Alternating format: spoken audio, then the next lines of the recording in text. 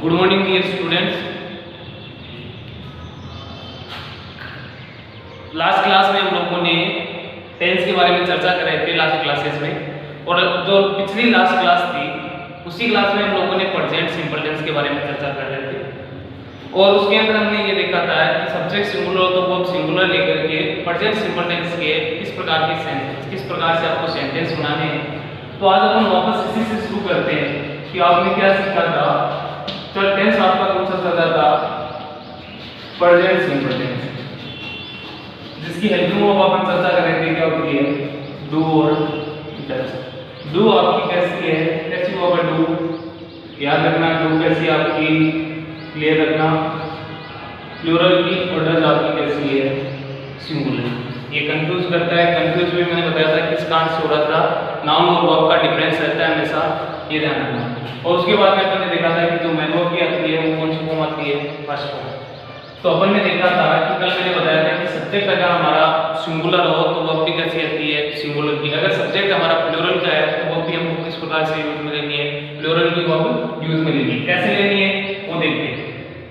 जैसे तुम अंग्रेजी पढ़ते हो, तुम अंग्रेजी पढ़ते हो, क्लियर है? सिंपल का सेंटेंस है, सिंपल सेंटेंस है। तो तुम को अपन क्या बोलेंगे? यू। सब्जेक्ट हो गया हमारा। सेंटेंस का स्ट्रक्चर अपन देखेंगे तो सबसे पहले क्या लिखते हैं? सब्जेक्ट, बाद में हेल्पिंग वर्ब, बाद में मेन वर्ब, और बाद में क्या आता है आपका? ऑब्जेक्ट। सब्जेक्ट क्या हो गया? तुम, इसको अपन यू। हेल्पिंग वर्ब का प्रयोग आपको मैं दोबारा बता दूं, प्रेजेंट सिंपल टेंस की जो हेल्पिंग वर्ब होती है जो क्या होती है? डिड। नहीं, प्रेजेंट सिंपल टेंस की क्या होती है? डू, डज, और पास्ट सिंपल टेंस की क्या हो गई आपकी? डिड। इन तीनों वर्ब्स का प्रयोग आप साधारण वाक्य में नहीं करेंगे। इन तीनों वर्ब्स का प्रयोग साधारण वाक्य में नहीं होता है। डायरेक्ट अपन किस पे जाएंगे? मेन वर्ब पे जाएंगे। मेन वर्ब क्या हमारी? पढ़ना। मेन वर्ब क्या है? पढ़ना। पढ़ने को हम क्या बोलते हैं? रीड। अब आपका सब्जेक्ट सिंगुलर है या प्लूरल? सब्जेक्ट कैसा है आपका? यू कैसा है? प्लूरल का। तो वो भी अपने आप में प्लूरल होती है, तो ये पे प्लूरल को छोड़ देते हैं। ठीक है, यहाँ तक आगे देखते हैं। यू रीड, क्या पढ़ते हो? तो क्या हो जाएगा? इंग्लिश। क्लियर है? अब एक चीज मैंने बताया था कि कुछ एक दो सेंटेंस ऐसे भी देखने को मिलेंगे जिसमें दो वर्ब्स मिलेंगी, और दो वर्ब्स को आपको किस प्रकार से कंफ्यूज करती है, इसमें से मेन वर्ब कौन सी है। जैसे राजा घूमने के लिए बाजार जाता है। राजा घूमने के लिए क्या करता है? बाजार जाता है। अब एक इसमें वर्ब हो गई जाना, और एक वर्ब कौन सी हो गई? घूमना। तो सबसे बड़े अपन क्वेश्चन ये पे रहता है कि घूमना वर्ब है या जाना मेन वर्ब है। तो इसके लिए अपन सबसे पहले आपको एक जो सटीक जो रूल है इसके बारे में वो आपको बता दूं। ज्यादा कुछ इसमें सोचने वाली कोई बात नहीं है, आपको पीछे से देखना है। कल भी मैंने बताया था पीछे से पहले वर्ब कौन सी आ रही है? पीछे से जो फर्स्ट वर्ब आएगी कौन सी है? जाना। तो ये तो हो गई मेन वर्ब, और इसके साथ में अपन टू प्लस वर्ब की फर्स्ट फॉर्म इंफिनिटिव के रूप में इसका प्रयोग करेंगे। जैसे राजा को राजा भी लिख सकते हैं, तो यहाँ पे राजा ये नहीं बताया कि राजा कौन सा है, किंग भी लिख सकते हैं, कोई बड़ी बात नहीं इसमें। राजा किसी का नाम भी हो सकता है। राजा अब क्या है? जाना। हेल्पिंग वर्ब का प्रयोग करना नहीं है डू डज का, डायरेक्ट इस पे जाना है। मेन वर्ब क्या हमारा? जाता। और जाने को क्या कहते हैं? गो। राजा गो। राजा सिंगुलर है या प्लूरल? सिंगुलर का सब्जेक्ट है, तो वर्ब भी कैसे आएगी? सिंगुलर की। राजा गोज क्या? घूमने के लिए जाता है, और कहाँ जाता है? बाजार जाता है। राजा गोज टू मार्केट। अब क्या करने के लिए जाता है? खरीदारी करने के लिए जाएगा, तो टू परचेज करने के लिए। तो घूमने के लिए जा रहा है तो क्या करेगा? टू क्या करने के लिए? Walk. Raja goes to market to walk. अब सबसे बड़ी बात आपको, जैसे कई सेंटेंस क्या होते हैं आपको देखने में बड़े कंफ्यूज करते हैं, बड़े बड़े सेंटेंस देते रहते हैं। इसमें से आपको सबसे बड़ी एक चीज बता दूं, खास बात इसकी क्या है कि सब्जेक्ट जब भी आप किसी सेंटेंस को, हिंदी के सेंटेंस को इंग्लिश में कन्वर्ट कर रहे हैं, तो सबसे इंपॉर्टेंट चीज वो आपको देखनी है कि सेंटेंस ज्यादा बड़ा है। तो आप लोग ये भी कंफ्यूज हो जाते हैं कि पहले घूमना आएगा या पहले बाजार आएगा। यहाँ पे भी सबसे ज्यादा बच्चे क्या करते हैं? गलती करते हैं, पहले घूमना लिखें या बाजार के लिए लिखें। तो सबसे पहले आप मार्केट में या वॉक लें। इसके लिए आपको क्या करना है? सबसे पहले आपको ये देखना है कि सबसे पहले आप सब्जेक्ट को लिखें। किसको लिखें? सब्जेक्ट को। अब आप यहाँ से पीछे से शुरू करो। अब आपको क्या करना है? पीछे से शुरू करो। ये है तो क्या है? पहचान अपन क्या कर लेंगे? मेन वर्ब में कवर कर लेंगे। अब जानना है, जानने को क्या कर दिया हमने? बहुत कहाँ जाता है? मार्केट। किसके लिए जाता है? घूमने के लिए। तो वो तो कहने का मतलब वो इस इंग्लिश की सेंटेंस को हिंदी में करना है तो भी आपको वापस क्या करना है? सब्जेक्ट को लिखना है और वापस पीछे से आना है। वापस क्या करना है? पीछे से आना है। राजा तू हो गया घूमने के लिए कहाँ जाता है? बाजार। वो दिन जाता है जा। क्लियर? जब कोई बड़ा सेंटेंस हो तो आपको पीछे से उसको लेकर के चलना है। नहीं, अगर आपसे नहीं बनता है तब भी आप ट्राई करेंगे बड़े बड़े सेंटेंस नोट करके उनको बनाने की कोशिश करेंगे। ज्यादातर आपको ये रखना है कि सबसे पहले सब्जेक्ट, बाद में मेन वर्ब, हेल्पिंग वर्ब का प्रयोग हो रहा है तो हेल्पिंग वर्ब, मेन वर्ब, बाद में ऑब्जेक्ट, बाद में अदर वर्ड्स और बाद में एडवर्ब। इसी प्रकार से अगर आपको नहीं क्लियर हो रहा है तो सबसे पहले सब्जेक्ट लिखने, पीछे से देखेंगे गाना आ रहा है तो गाना को लिखेंगे, बाजार आ रहा है बाजार को लिखेंगे, घूमने के लिए तो घूमने के लिए। क्लियर है? उसके बाद में आपको सबसे कंफ्यूजन वाला जो पॉइंट है वो बताता हूँ आपको। अब इन सेंटेंस को आप नेगेटिव में बनाएंगे तो आपको मैंने 3 सेंटेंस बताए थे कि एक तो इंट्रोगेटिव को आपको याद रखना है डू यू नो से। जिसने पीछे वाली क्लास नहीं देखी है वो सबसे पहले पीछे वाली क्लास देखिए। डू यू नो एक जो आपका सेंटेंस बनता है किससे? I don't know. और एक अपन जनरली किसी से पूछते हैं, आपसे भी पूछा जाता है what is your name. In 3 sentence को लेकर के हम क्या करेंगे? आगे बढ़ते हैं। कोई स्ट्रक्चर नहीं है, एक स्ट्रक्चर आपको याद रखना है। ज्यादा स्ट्रक्चर के बारे में आपको नहीं जानने की कोशिश करनी है। आपको ये देखना है कि 3 स्ट्रक्चर को लेकर के हम पूरे के पूरे सेंटेंस जो टेंस है उनको कंप्लीट करेंगे। जैसे डू यू नो कैसा है? इंट्रोगेटिव। किससे शुरू होने वाला इंट्रोगेटिव है? इंट्रोगेटिव भी कितने टाइप के होते हैं आपके?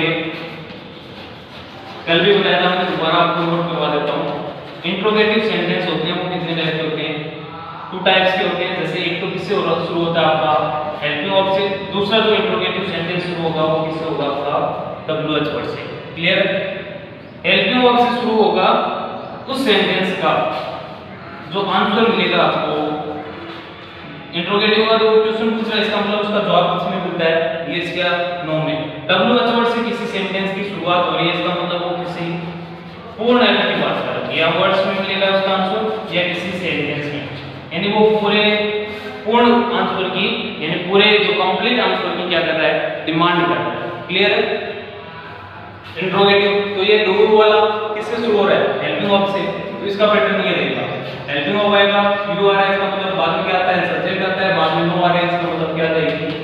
Main verb. ये रहेगा किसका pattern? Subject plus helping verb plus subject plus main verb और बाद में क्या रहेगा? Interrogative symbol. तो इसका मतलब ये क्या रहेगा आपका? क्या रहेगा? ये आपका इंट्रोगेटिव सेंटेंस का स्ट्रक्चर रहेगा। दूसरा इसमें आई आ रहा है इसका मतलब ये क्या है? सब्जेक्ट। ये क्या रहा है? Helping verb. बाद में क्या रहा है? नोट। बाद में क्या रही है? Main verb. इसका मतलब नेगेटिव सेंटेंस का स्ट्रक्चर क्या रहेगा? Subject, helping verb plus note plus main verb और बाद में क्या रहेगा आपका? ऑब्जेक्ट। बाद में इंट्रोगेटिव किससे? WH वर्ड से।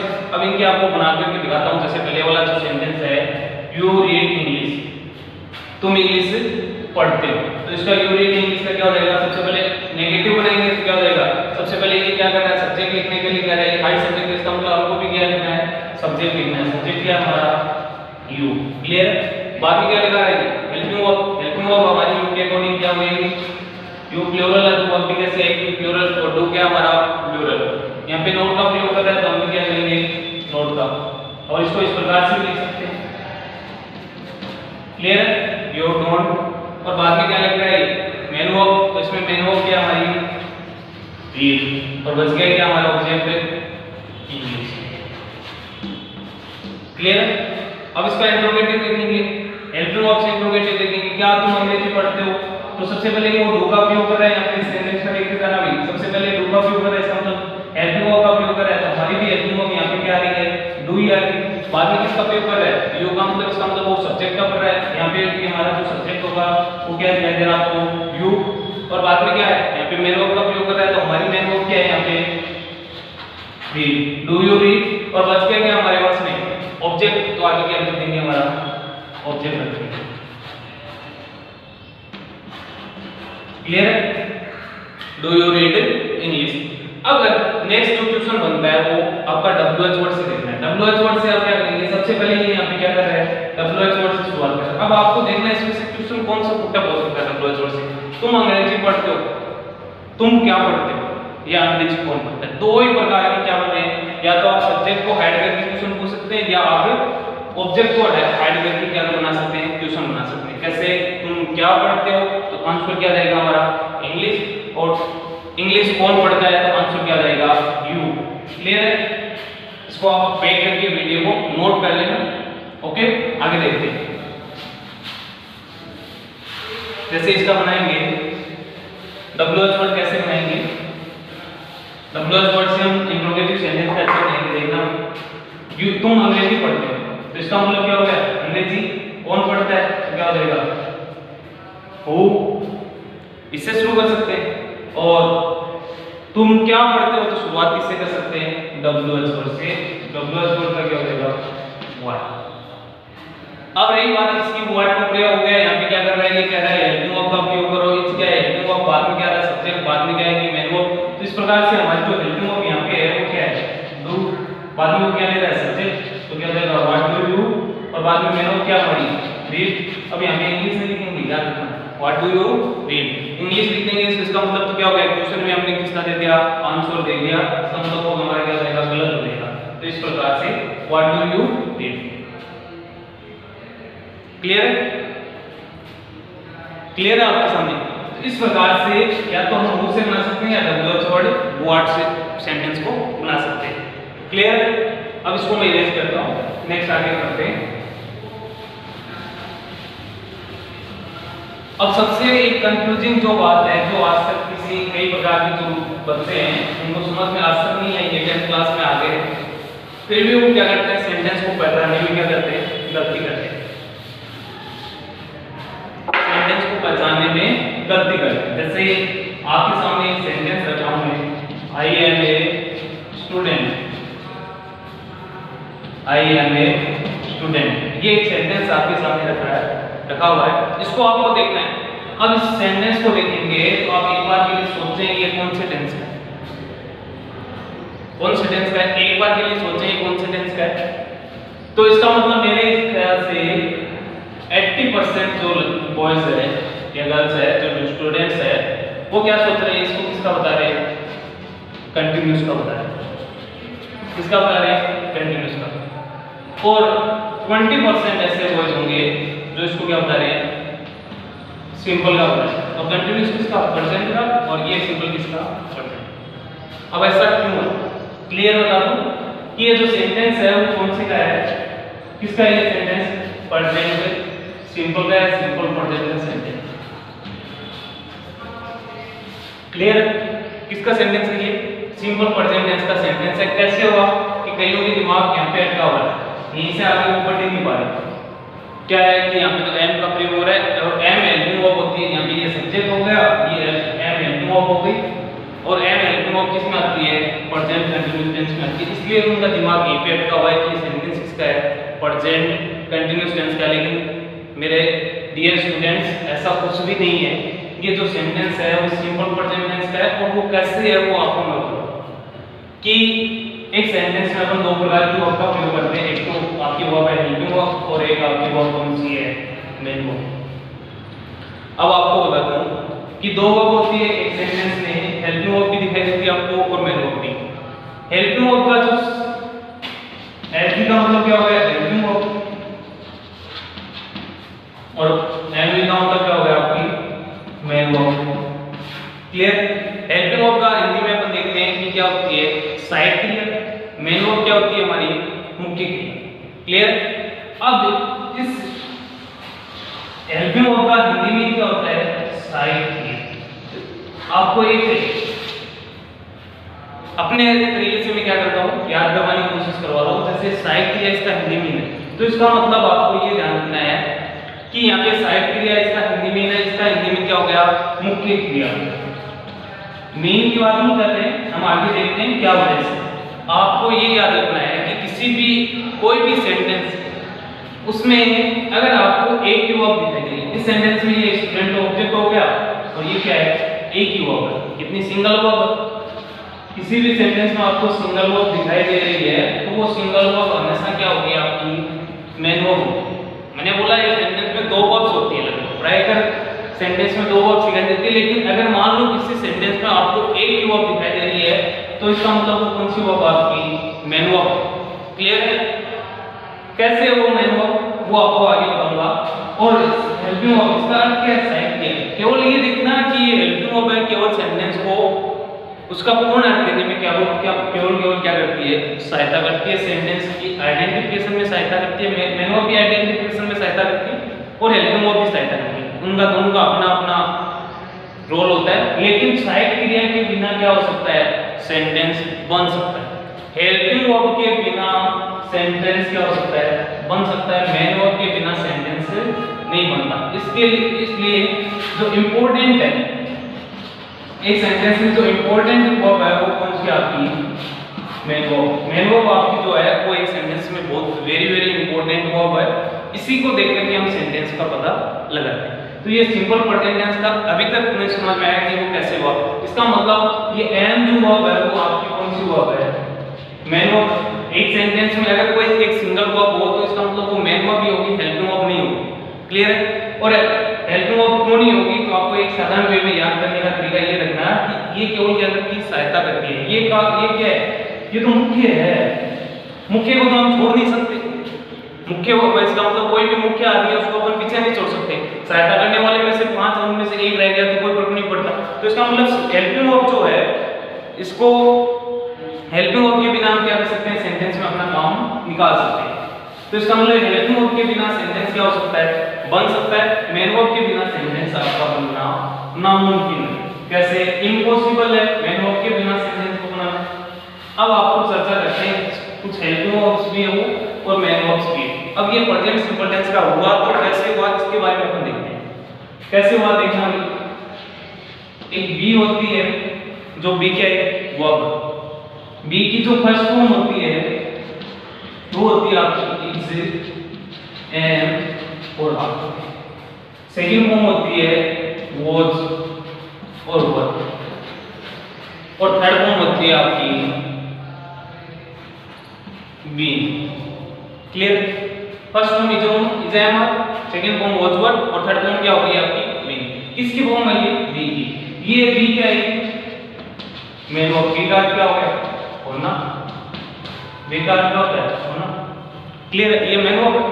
इसका मतलब प्रेजेंट कंटीन्यूअस टेंस की जो हेल्पिंग वर्ब है वो क्या है? Is, am, are. Past continuous tense की हेल्पिंग जो हेल्पिंग वर्ब है जो क्या है? वाज वर और बीन का अपन प्रयोग करते हैं। तो कहने का मतलब ये इज, एम और आर और ये वाज वर और ये बीन ये मेन वर्ब भी है और हेल्पिंग वर्ब का भी काम करते हैं। हेल्पिंग वर्ब का तो आपको चार्ट में देख लिया था कि हेल्पिंग वर्ब है, तो याद रखना ये हेल्पिंग वर्ब भी है और आपकी क्या है? मेन वर्ब भी है। तो इसका मतलब एम आ रहा है यहाँ पे और वर्ब की कौन सी फॉर्म आ रही है? Am, first form. यहाँ पे वर्ब की कौन सी फॉर्म है? First form. और फर्स्ट फॉर्म का प्रयोग अपन किस में करते हैं? एक तो प्रेजेंट सिंपल में करते हैं।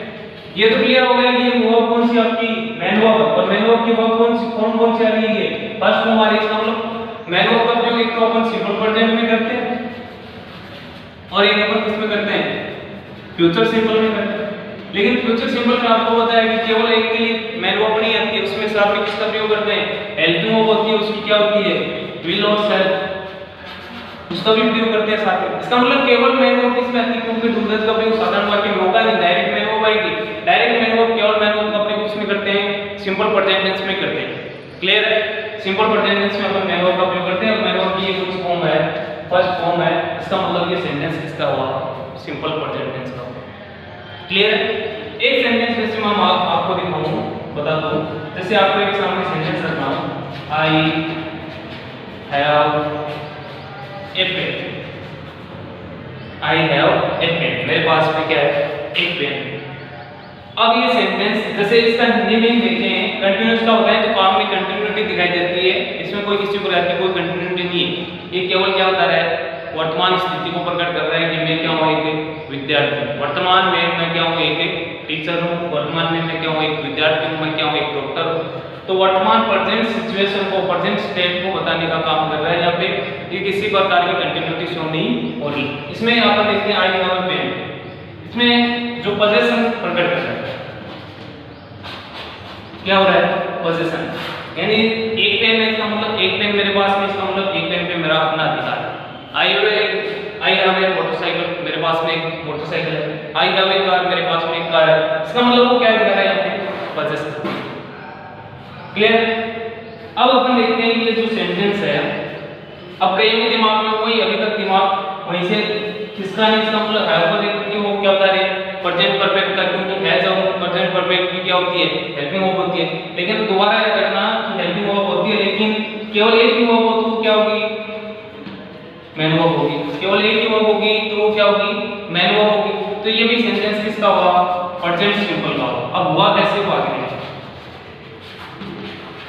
ये भी क्या दिखा रहा है? प्रेजेंट सिचुएशन दिखा रहा है, प्रेजेंट स्टेट को बता रहा है। जैसे एक तो हैज होता है, हैव होता है, हैज और दोनों साथ में रहते।